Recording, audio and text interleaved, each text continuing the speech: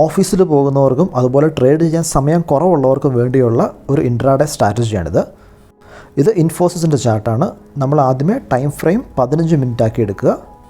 Market 9:15 open ആകുന്നു. ആദ്യത്തെ candle വരുന്നവരെ വെയിറ്റ് ചെയ്യുക. 9:30 ആകുമ്പോൾ ആദ്യത്തെ ക്യാൻഡിൽ ഫിനിഷ് ചെയ്യും.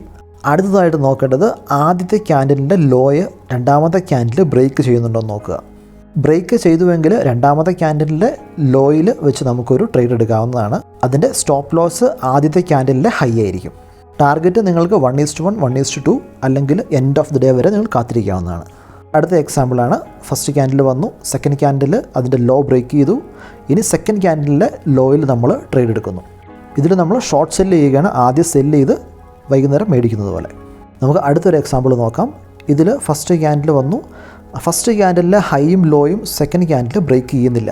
അപ്പോൾ നമ്മളൊന്ന് ട്രേഡ് എടുക്കുന്നതല്ല. കൂടുതൽ അറിവുകൾക്കായിട്ട് എൻ്റെ ചാനൽ ഫോളോ ചെയ്യുക.